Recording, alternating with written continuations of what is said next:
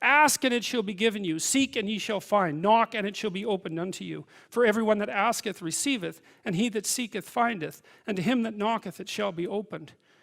That sounded pretty optimistic again. But again, I think it's a description of the structure of existential reality. And by which I mean, when I'm in my clinical practice and I observe, and this is also the case with my students, is let's say, people's lives aren't what they would like them to be. And so then you ask, why? Well, forget about tragedy and catastrophe, because that's self-evident, and we're not going to discuss that. Although the degree to which you bring about your own tragedy is always indeterminate. But I would never say that every terrible thing that is visited on a person is something they deserved.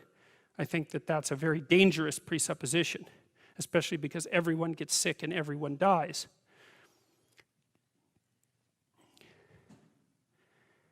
But one of the main reasons that people don't get what they want is because they don't actually figure out what it is. And the probability that you're going to get what would be good for you, let's say, which would even be better than what you want, right? Because, you know, you might be wrong about what you want easily. But maybe you could get what would really be good for you. Well, why don't you? Well, because you don't try. You don't think, okay, here's what I would like if I could have it. And I don't mean in a way that you manipulate the world to force it to deliver you goods for status or something like that. That isn't what I mean. I mean something like, imagine that you were taking care of yourself like you were someone you actually cared for. And then you thought, okay, I'm caring for this person. I would like things to go as well for them as possible. What would their life have to be like in order for that to be the case? Well, people don't do that. They don't sit down and think, all right, you know, let's figure it out. You've got a life. It's hard, obviously. It's like 3 years from now, you can have what you need. You've got to be careful about it. You can't have everything. You can have what would be good for you. But you have to figure out what it is. And then you have to aim at it. Well, my experience with people has been is, if they figure out what it is that would be good for them, and then they aim at it, then they get it.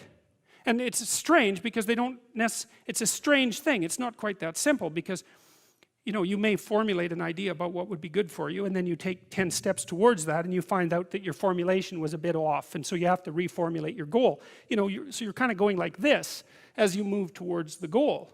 But a huge part of the reason that people fail is because they don't ever set up the criteria for success.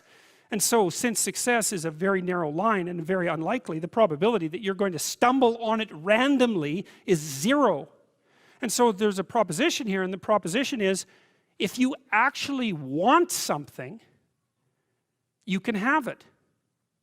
Now the question then would be, well, what do you mean by actually want?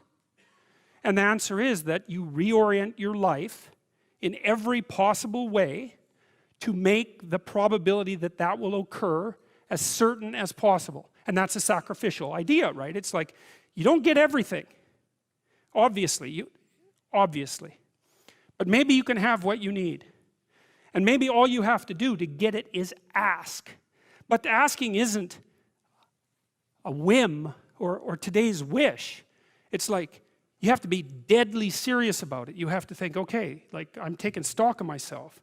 And if I was going to live properly in the world, and I was going to set myself up such that being would justify itself in my estimation, and I don't mean as a harsh judge, exactly what is it that I would aim at?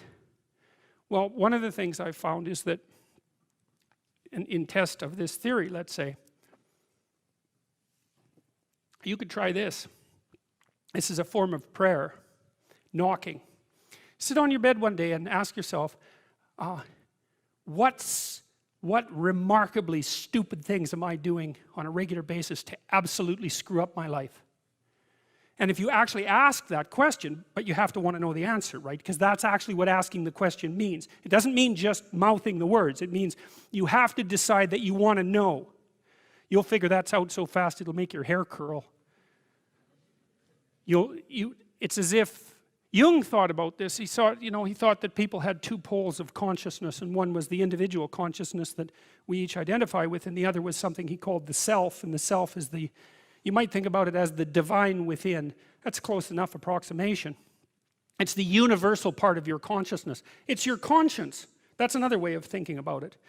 Whatever your conscience is. But it's something that you can consult. It's like the Socratic daemon. Socrates said that the thing that made him different than everyone else in Greece was that he consulted his daemon, his genius.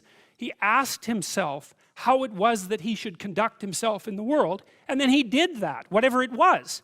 He didn't try to force a solution, you know. He didn't try to force a solution selfishly. He asked, I'm going to manifest myself in the best possible manner in the world. I would like to do that.